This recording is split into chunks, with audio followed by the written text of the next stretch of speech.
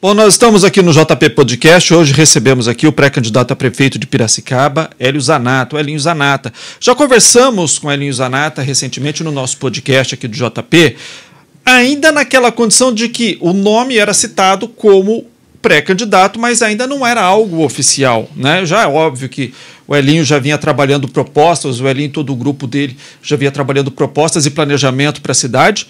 Porém, ainda não era um pré-candidato oficial. Hoje você é um pré-candidato oficial, não é isso, Helinho? Olá, André. Quero aqui agradecer e parabenizar o JP nesse podcast e dizer que nós somos, sim, pré-candidatos. O grupo entendeu que era importante levar mais uma oportunidade para o eleitor, levar um caminho para Piracicaba. Eu acho que é esse o nosso objetivo, é contribuir e dizer que nós não vamos apontar só o problema, nós vamos apontar a solução e a gente resolveu o problema. Sim. De onde partiu a ideia de colocar o seu nome à disposição, Helinho? As pessoas. A gente conversa com as pessoas e as pessoas sentem a necessidade de ter um projeto com segurança, não com aventura, mas um projeto novo. Um projeto que deixe novamente Piracicaba livre. Um projeto que Piracicaba possa voltar a ser grande. Um projeto que aponte, de repente, não a continuidade, não o passado, mas aponte para frente. E eu acho que é esse que nos motivou e é isso que a gente vai, com certeza, levar para o eleitor, levar essa oportunidade, levar esse projeto, porque a gente acredita e sabe que Piracicaba precisa. O Helinho tem um histórico, foi ex-prefeito por 2 vezes, foi prefeito 2 vezes em Charqueada, 2 vezes prefeito em São Pedro. Mas antes de falar dessas gestões e das propostas para Piracicaba, eu queria que você contasse um pouquinho da sua história. Quem é o Helinho Zanatta? Olha, o Helinho Zanatta, ele é filho de pessoas muito humildes, é filho de agricultores. Eu sou piracicabano, natural, eu nasci em Piracicaba, fui criado no município vizinho, que todo mundo aqui de Piracicaba conhece, que é Charqueada. Sou filho de agricultores, sou pessoa do sítio, da roça. A gente foi criado na roça e construí minha vida trabalhando.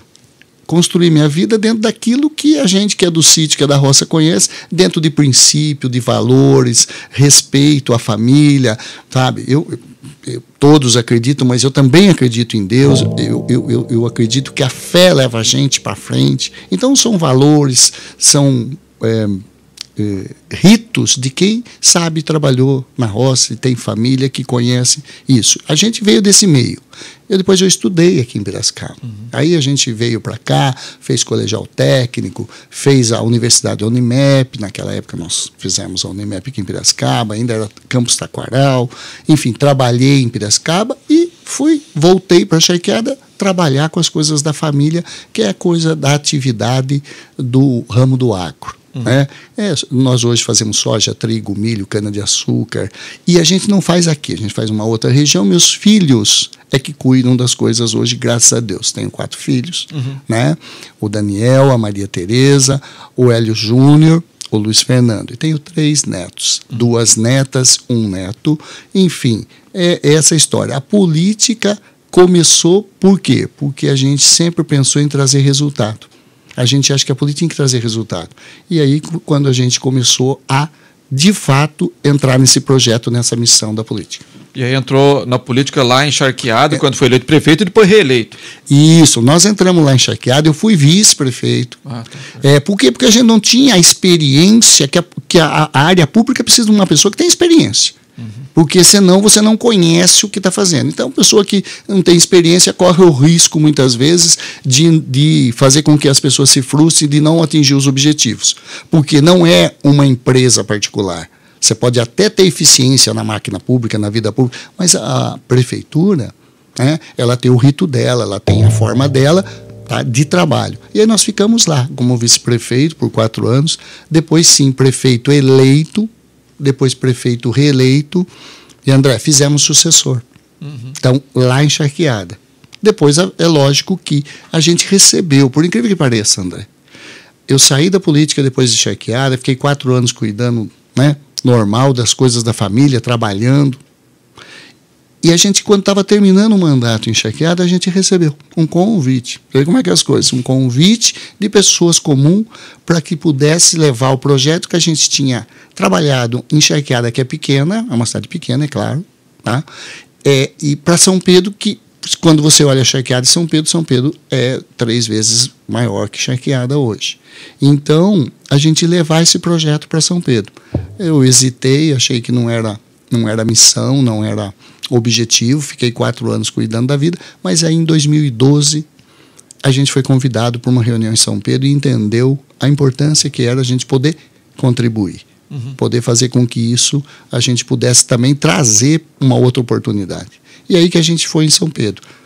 Nunca morei lá em São Pedro, mas fui muito bem acolhido, fui para lá, levamos uma proposta, acho que foi importante, e a população, o cidadão, o eleitor, as famílias, as pessoas acharam a importância de ter esse projeto diferente, de fazer política que traga resultado para a população.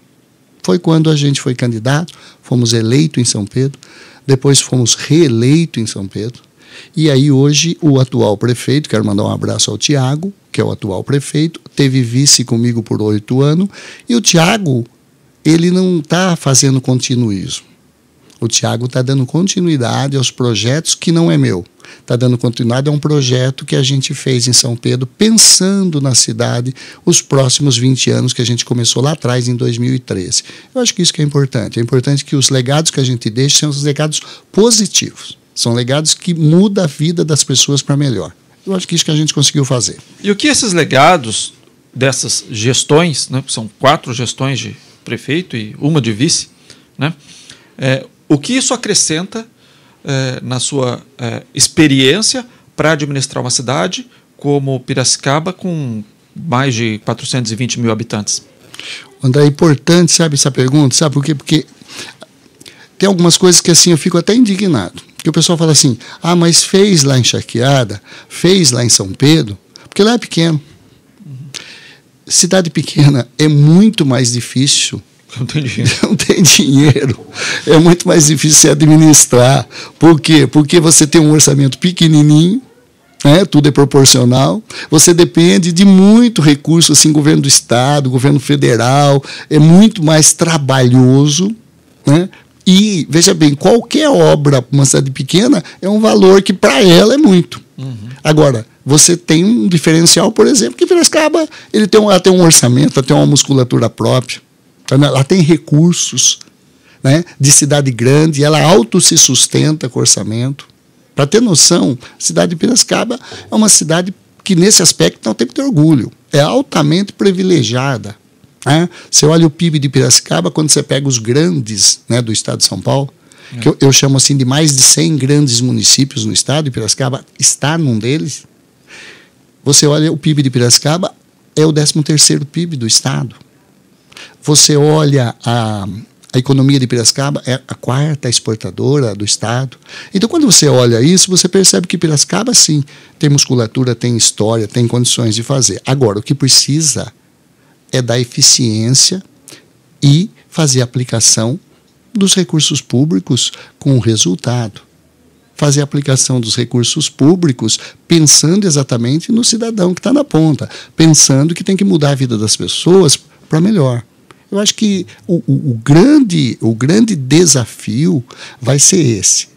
Eu acho que Piracicaba tem condições, é possível fazer, nós resolvemos. Quer ver uma coisa, André? Hoje, especificamente, nessa situação que nós estamos, tem algumas coisas em Piracicaba que já deviam ter sido resolvidas há décadas. Nós estamos discutindo aí a dificuldade, muitas vezes, do abastecimento de água. Alguns bairros. Nós resolvemos isso em São Pedro. Tinha problema lá? Não tinha água. Uma cidade turística não tinha água. Entendeu? Nós resolvemos o problema em São Pedro da água. Sabe quanto tinha de esgoto tratado em São Pedro? 0. Nós fizemos 100% do tratamento de esgoto e não fizemos PPP. Sabe? Essas coisas não podem. Piracicaba precisa desenrolar.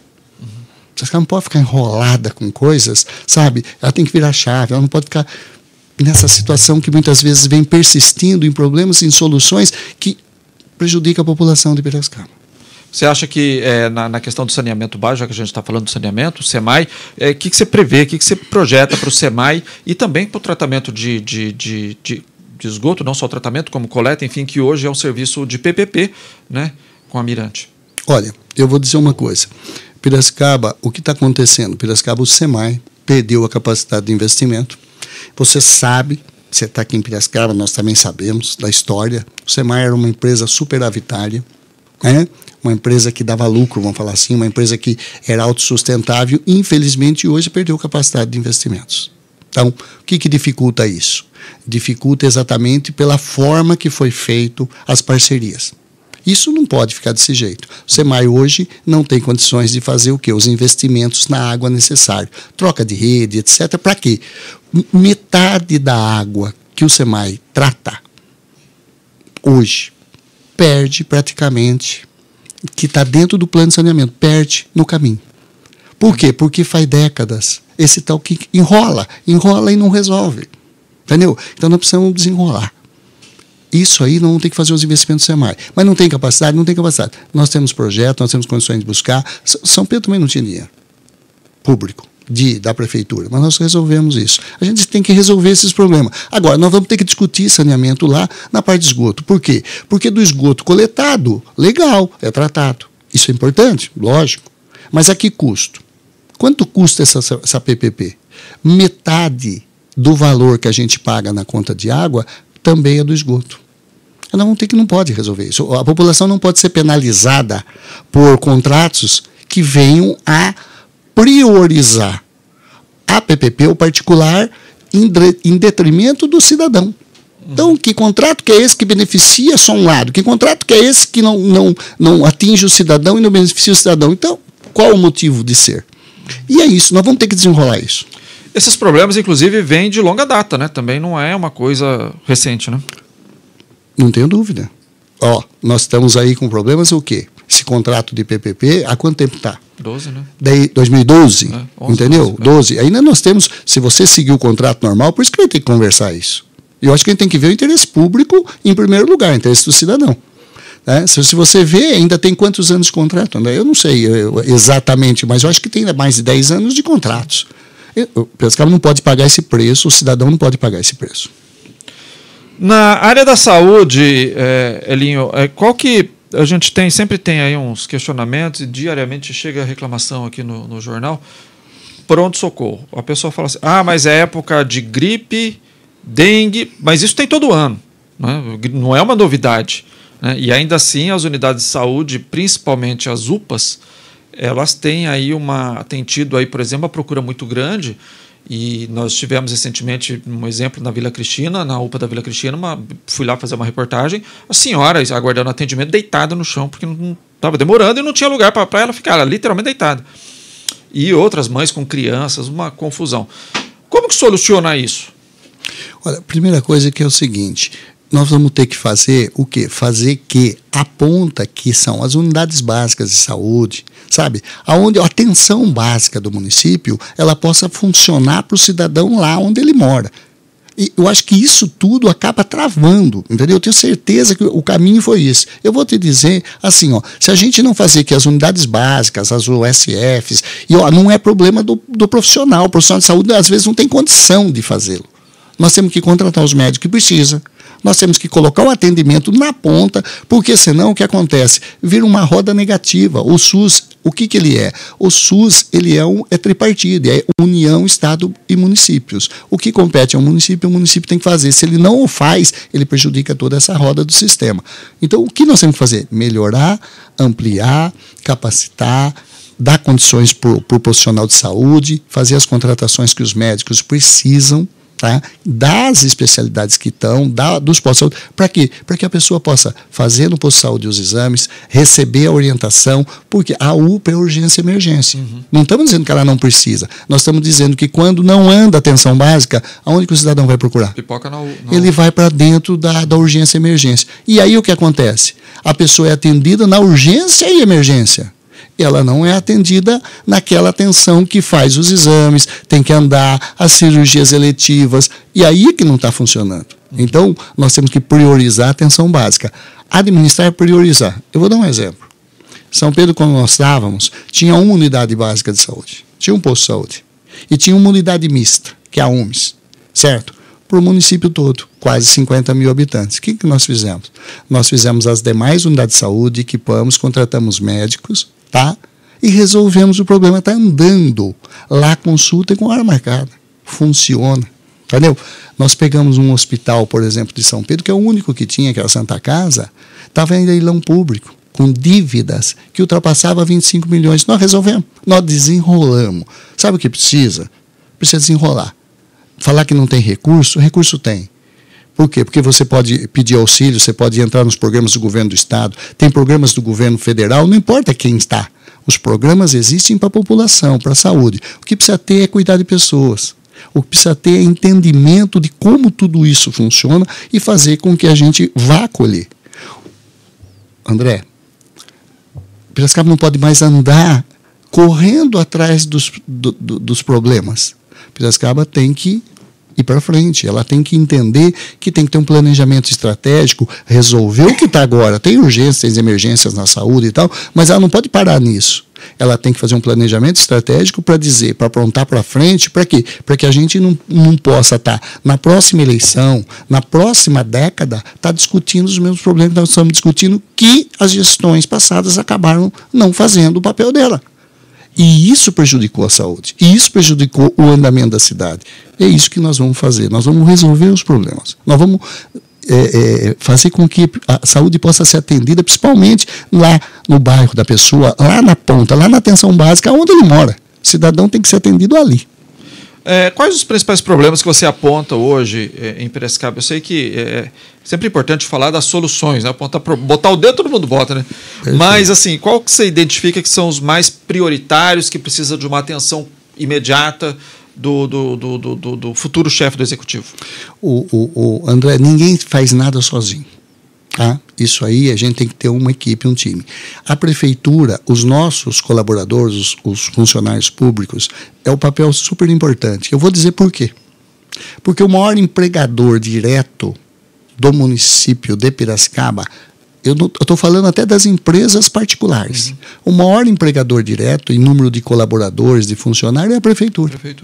Então, como é que a gente faz se a gente não olhar para essas pessoas, se a gente não motivar? Tá? Então esse time tem que estar motivado, valorizado, tá alinhado, treinado. E a maioria que está lá, isso é a experiência que eu tive já em 5 mandatos. Eu estou falando a maioria para não dizer todos, mas a maioria, 90%, eles querem, vamos falar assim, eles querem que dê certo. Eles querem que a cidade ande. Eles são pessoas que estão lá, são servidores comprometidos, mas eles precisam estar juntos, eles precisam entender o projeto, eles precisam se sentir parte. Então, eu acho que assim, primeiro, falar com o servidor, falar para ele da importância, mostrar para ele, apontar os caminhos, isso é liderar.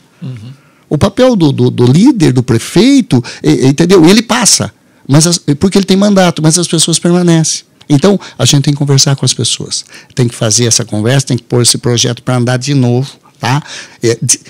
Chega de rolo. Vem gestão e vai gestão, eles só fazem rolo, eles não arrumam o problema principal, eles não vão na solução, é aquela coisa que vai levando, não funciona assim, tem que conversar, tem que falar a realidade. Temos desafio, mas junto é fácil, nós vamos tocar.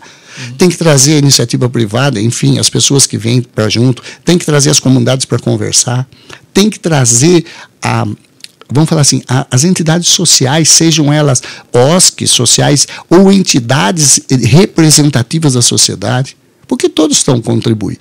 Os problemas é esse, a gente sempre aponta, mobilidade urbana, tá? Que nós estamos vendo a dificuldade que nós estamos, e mobilidade não pode dizer que é curto prazo, isso já devia ter um planejamento, porque a cidade foi crescendo, e não foi se fazendo o que é um planejamento estratégico de mobilidade urbana. Nós temos esse problema de abastecimento, de interrupção de água, tem que ser resolvido. Né? O caminho que tiver que ser, tem que ser priorizado, o que é a população. Tá? Nós temos o problema que sempre é a saúde, que entendeu? Não podemos mais ficar refém dessas decisões que não resolvem o problema da saúde, não desenrola a saúde. Né? Não pode. E nós temos outros problemas e outros desafios que vão em todas as áreas. Mas assim, quando você começa a resolver essas coisas, todas as demais coisas entram dentro de prioridade, área de esporte, área de turismo, o nosso rio Piracicaba. Entendeu? A cidade nasceu pelo rio. Né? Então, nós precisamos ter esse carinho. Principalmente o quê? Aproveitar o potencial que Piracicaba tem na área do turismo. Nós temos a Orla aí, a Rua do Porto, toda a região que está precisando do quê? De um carinho, de um olhar, para que todo cidadão possa aproveitar do benefício, mas também possa gerar emprego, gerar renda.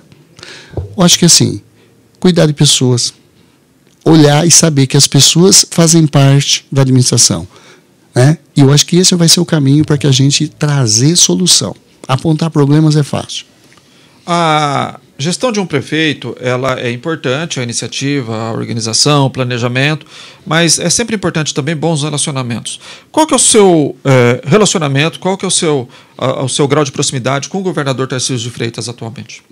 Olha, André, eu quero aqui dizer o seguinte, que o governador Tarcísio, nós somos da base do governador Tarcísio. Nós estamos junto com o governador. Para você ter noção, os projetos que o governador mandou para a Assembleia, como deputado estadual, nós apoiamos e sabemos da importância que é para o Estado. Governador Tarcísio, nós mudamos a tabela SUS paulista, isso deu o quê? Um valor adicional de 4, 5 vezes para cirurgias, para exames para o Estado de São Paulo, no modo geral. Agora nós votamos a possibilidade das escolas cívico-militares, dentro do que? Democraticamente, dentro de quem quer, dentro de um critério. Isso é muito importante. O governador Tarcísio de Freitas, ele está fazendo aquela reforma que o Estado de São Paulo não teve. Nós tivemos, com todo respeito, aqui a gente entende a história, nós tivemos aí 24 anos do governo do Estado ininterrupto do governo do PSDB. E aí todo mundo falava o quê? Não, porque o governador Tarcísio não conhece São Paulo, que o governador Tarcísio não sabe dos problemas, que o governador Tarcísio não tem essas soluções. O governador está aí, está dando show, está trabalhando, está mostrando investimento, está desenrolando. Acabou. As coisas começam a fluir, as obras de São Paulo começam a fluir, o trem Intercidades vem vindo, já foi o leilão de Campinas, depois vai ser a etapa Limeira, nós já pedimos para que inclua Piracicaba no ramal, mas não tenho dúvida. Agora, precisa começar a trabalhar, é o que eu falo, planejamento, gestão estratégica. Então, hoje, assim, nós somos aliados do governador Tarcísio. O governador Tarcísio, eu tive a oportunidade de conversar com ele, de vários temas sensíveis de Piracicaba, Hospital da Mulher, aumento do hospital regional, enfim, o trem Intercidades, os investimentos para continuar o projeto de trazer a faculdade de medicina aqui via convênio Unicamp e a FOP. Então, são temas sensíveis para nós, interessantes para Piracicaba, importante, e a gente entendeu que o governador Tarcísio tem vontade. Quando ele vê, ele olha para Piracicaba, ele olha em especial, ele olha com carinho. Ele sabe que Piracicaba é uma cidade importante, uma cidade grande, uma cidade que contribui com o governo do Estado. Então, a nossa proximidade é grande e nós temos toda a liberdade e vamos levar projetos que, com certeza, estando lá, o governador Tarcísio vai estar apoiando, vai estar trazendo para nós, ajudando a gente a dar caminho, dar soluções com recursos, com projetos estruturantes para Piracicaba. E com relação ao governo federal, já que tem uma dificuldade maior, porque nós não temos deputado federal, mas os municípios, é claro, já têm a participação em impostos, em receitas federais, enfim, por aí vai. Mas como buscar mais investimentos com recursos federais ali? Olha, veja bem, era importante que tivéssemos um deputado federal por Piracicaba, como já tivemos muitos que trabalharam, que representavam Piracicaba. Mas nós não podemos ficar esperando. Se não tem, a gente tem que ir buscar atrás. Nós não queremos saber quem está no governo federal, no sentido de político. A eleição já passou. O que nós queremos é os recursos que Piracicaba contribui para que ajude o governo federal também, porque os impostos saem dos municípios. Não sai da União, sai daqui, de todos os municípios do país. E Piracicaba é um grande contribuidor de impostos para o governo federal. O que nós temos que buscar é a nossa parte. Mas como? Com projetos. Conversa. Independente de não termos deputado, mas tem que ter relacionamento. O Piracicaba tem programas e projetos que estão à disposição do governo federal e que precisa ser colocado Piracicaba no eixo. Nós temos que, esse recurso nos é de direito. Se a gente não apresenta os projetos, eu não estou falando daqueles recursos constitucionais, André, que são aqueles impostos que são divididos para todos. O FPM, que é o Fundo de Participação dos Municípios, que não é para Piracicaba, é para todos, etc. Eu estou falando de projetos estruturantes para Piracicaba, de projetos na área da saúde, projetos na área do abastecimento de água, na mobilidade urbana, que são recursos que a gente consegue porque existe existem as emendas de bancada, existem os programas de governo, no caso do governo federal, os PACs. Agora, você precisa apresentar esses projetos técnicos e aí ir lá, fazer o trabalho político e trazer isso para Piracicaba. E nós fizemos isso. Você vai falar que é cidade pequena? O que eu acabei de dizer é muito mais difícil. Nós conseguimos resolver saneamento, nós conseguimos resolver tratamento de esgoto, nós conseguimos resolver, lá em São Pedro, a saúde, que é referência, com o quê? Com parcerias do governo do estado e do governo federal, porque os recursos municipais é desse tamanho. Então, imaginou Piracicaba, o tamanho que ela é, você imaginou a força política de trazer recursos. A gente não pode se deixar a só simplesmente fazer gestão com recursos municipais. O maior orçamento está na União. Elinho, a gente sempre costuma conversar e passar, né, até para as pessoas com quem a gente conversa, que a gente entrevista, os problemas que nós recebemos aqui diariamente, porque o jornal ele é uma mina, né, de receber gente que liga porque tem um vazamento de água, tem buraco na rua, tem isso, tem aquilo. E temos recebido, e com frequência, e não é de hoje também, não é um problema recente, que é a questão de creche. Né? Tem vaga, mas às vezes a vaga é parcial, a mãe não fica naquele rolo, se trabalha de manhã, se a criança estuda de manhã, ela não consegue trabalhar só à tarde, por aí vai. Qual que é o seu planejamento? O que você prevê para a educação municipal? Você apontou o problema que exatamente que vem a quanto? Então. Nós vemos aí a quantos mandatos de prefeitos que já passaram, que já foram, e não resolveram o problema da creche integral, não resolveram o problema da creche no bairro. Ou se resolveram parcial. Tá? Não resolver o problema de tempo integral e não resolver o problema de período, porque quem trabalha, né, a mãe, a família que precisa da creche, principalmente a mãe que está trabalhando, que está ajudando a família, o que acontece? Além dela não ter tempo integral, aí ela tem que pagar alguém para olhar, enfim, alguém para poder ajudar. O que acontece? Ela acaba, quando está no tempo integral, não bate com o horário de trabalho, nós temos que estender esse horário das creches. Então nós temos que fazer o quê? Fazer as creches nos bairros. Muitas mães andam muito longe para poder levar os filhos para a creche. Quando tem vaga, que você disse. Então, nós temos que fazer as creches que precisam ser feitas, mas também nós temos que trabalhar com quem? Com os professores. Porque você faz, mas tem tudo um trabalho, não é só construção. É construir, é equipar, é dar condição para o quê? Para os professores. Para que eles possam ter uma condição de trabalho, para eles possam estar motivados para isso. Bom, você tem noção, desde 93, 94, começou a se falar lá atrás do Fundeb, do Fundef, que começou lá no Fundeb, no Fundef, depois né, virou Fundeb e tal. Aqui em Piracicaba, por exemplo, que é uma regra que a maioria, para você não dizer todos já, dos municípios já fizeram o Estatuto do Magistério do Professor, que é o quê? É uma lei federal que regulamenta, que ajuda, que faz com a participação. Piracicaba até hoje não tem. Então você veja como é que você motiva. Como é que você valoriza esse profissional? Então nós temos que resolver problemas internos, problema do nosso professor, do funcionário, e ao mesmo tempo nós temos que resolver o problema de vaga na creche, de pôr para o tempo integral. Só que assim, a educação, ela é uma área que ela tem que estar com as demais áreas. Por exemplo, social, saúde. Por que saúde? Porque nós temos casos dentro da educação, por exemplo, que você precisa da Secretaria de Saúde apoiando. Caso, por exemplo, de incursões que precisa da saúde com diagnóstico. Aí você precisa da área de esporte para quê? Para gerar com aluno, com quem precisa, o quê? O envolvimento social esportivo, que nós temos um monte de pessoas que querem ajudar, querem colaborar. Então, ou seja, é toda uma gestão de pessoas. É fazer com que as secretarias elas não fiquem ilhas, não se conversam, não se entendem. Cada uma é uma prefeitura dentro da prefeitura. E é um rolo. E esse rolo não pode continuar. Né? E a gente tem que desenrolar isso e fazer isso funcionar. Nós fizemos. São Pedro é 100% de vaga de creche. Não era. Nunca foi. Sempre foi a maior dificuldade. Precisava entrar na justiça quando nós estávamos lá, a mãe entrando na justiça pedindo vaga.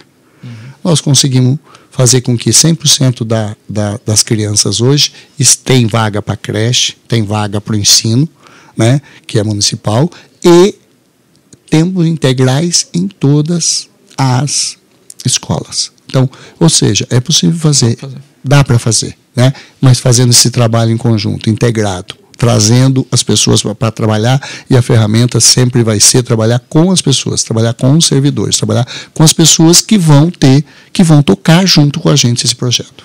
Queria abordar com você também a questão cultural. Piracicaba é uma cidade rica, riquíssima em cultura, que preserva suas tradições. Quase que caiu o celular aqui. Que preserva suas tradições. O que você prevê que pode fomentar mais, né, fomentar a cultura, os agentes culturais, e também fazer com que isso chegue com mais facilidade até a população? Então, o que eu falo? Veja bem, primeiro, Piracicaba é rica na cultura, Piracicaba tem tradição de culturas, vamos falar assim, até a música, vamos falar assim, de Piracicaba é cultura. Né? Então, o que nós temos que fazer? Nós temos todas as ferramentas. Nós temos um pessoal da cultura dos bairros, nós temos um pessoal da cultura mais tradicional, nós temos um pessoal que envolve-se com a nova cultura. Aí vai. Entenda bem, essa riqueza, ela não se encontra em Piracicaba. O que nós temos que fazer? Não temos que criar, nós temos que chamar essas pessoas, conversar com elas. Elas têm solução e têm. Agora, a prefeitura precisa estar receptiva a isso. Ela não pode fazer grupos seletivos. Selecionar quem de fato eu quero na cultura e quem eu não quero. É aí que nós começamos as nossas dificuldades. A gente tem que entender o grau de cada um e trazer eles para um projeto. Cada um dentro daquilo que ele atua. Então, falar assim, o que você vai fazer na cultura? Não, a cultura está feita. O que a gente precisa é unir tudo isso e colocar em prática. E trabalhar com a cultura. São Pedro nós conseguimos ter um museu. São Pedro nós fazemos cursos de cultura, fazemos exposição, colocamos arte, fazemos as culturas nas escolas, no bairro. Enfim, você coloca tudo o que tinha. Nós temos lá o Gustavo Teixeira, que foi da Academia Brasileira de Letras, foi poeta da cidade, conhecido nacionalmente, e a gente conseguiu trabalhar. Então, tinha uma forte cultura. Piracicaba é muito mais tradicional na área de cultura, mas tem que colocar que todos eles, a cultura não é mas todos eles têm que estar incluso, estar junto com o município. Eu acho que não tem que fazer, tem que pegar tudo isso, essas ferramentas, essas pessoas, o que já existe aí, que é viva Piracicaba na cultura, mas colocar, o município tem que ser o protagonista junto com eles. Elinho, as eleições, óbvio, estão cada vez mais próximas, né? Em outubro, e segundo turno em outubro ainda, né? Final de outubro, né? É novembro, né? Que seria 30 dias, né? Exatamente. Existe um temor, um receio de que essa eleição também possa ir parar no STF, Supremo Tribunal Federal? Olha, Piracicaba, eu falo sempre assim, com todo respeito, né? A gente aqui não quer falar de coisas de pessoas, não é esse o objetivo, mas eu penso assim, Piracicaba, entendeu? O candidato não pode ter rolo na justiça. Porque candidato tem rolo na justiça, André, ele vai cuidar do rolo dele. Não vai cuidar da cidade. Entendeu? Piracicaba tem que estar livre. Piracicaba tem que estar aberta e que não corra risco. Então, esses riscos nós não podemos ter. Certo? Nós não podemos trazer inexperiência. Porque inexperiência acaba gerando o quê? Os conflitos que nós estamos vendo. Entendeu? E Piracicaba, certo? É uma cidade que ela entende, certo? Que ela tem que apontar para frente. Piracicaba nunca foi, entendeu? Quando foi chamada Piracicaba, a população tem isso aí. A população, ela é uma população aguerrida nesse aspecto. Quando ela foi chamada, ela sempre soube apontar. Ela sempre foi ousada. Nesse aspecto de quê? De dizer, não, nós vamos apontar para frente, nós vamos ter projetos, nós vamos ter segurança. Nós precisamos saber como tudo isso faz. Nós não podemos arriscar. Não é isso. Mas nós temos que apontar para frente. O que não pode é ficar refém de decisões da justiça para ser candidato ou deixar de ser candidato. Não estou eu falando, é o que está aí se correndo em todos os lugares. Eu penso assim. E eu também sou eleitor. Eu acho que eu não queria correr risco de ter uma campanha que ficasse judicializada. Isso não é bom para Piracicaba. Piracicaba não merece isso. Com 4 mandatos de prefeito, né, como a gente já falou no começo, 2 em Charqueada, 2 em São Pedro e um foi vice-prefeito em Charqueada e também deputado estadual. O que você tirou disso até agora? O que te motivou e motiva a continuar? Política de resultado. A política, se ela não chegar e não trouxer resultado para a população, não tem motivo de existir, né? A população espera o quê? Ela espera que o político ele possa ser aquela pessoa que, primeiro, acredite, segundo, transparência, ficha limpa, entendeu? E pessoas que apontam solução. Não paliativos, mas solução. É isso que ela quer do político. O que o cidadão quer? Ele quer que a cidade dele seja bem cuidada. Ele quer que a cidade dele tenha um mínimo de dignidade na saúde. Ele quer que não falte o básico, não falte água. Né? E aí é investimento para a cidade. Ele quer uma cidade que gere emprego e renda, que o poder público ele possa ser, sabe, não é o investidor, o poder público seja o fomentador. Ele quer uma cidade que agregue. E Piracicaba tem uma vantagem dos outros municípios. Piracicaba é uma cidade forte. Piracicaba é uma cidade que ela tem peso político no governo do estado, no governo federal. Então, o que nos motiva é que a gente quer apontar solução, a gente quer resolver problema. Nós resolvemos, temos a experiência para resolver e vamos resolver. O desafio é esse. Eu acredito, se eu não acreditasse, não seria candidato. Por isso que eu estou candidato junto com as pessoas que motivaram a gente dizendo, nós precisamos desse projeto, nós precisamos caminhar, nós precisamos pensar Piracicaba assim na urgência, na emergência, mas pensar no futuro também. Fazer uma agenda de desenvolvimento econômico, social, estratégica que agregue as pessoas, que inclua as pessoas. Agradeço a sua participação aqui conosco, Elinho. Muito obrigado, viu? André, obrigado a todos vocês, obrigado pelo tempo, um abraço a todos. Se Deus quiser, vamos fazer uma Piracicaba forte e grande.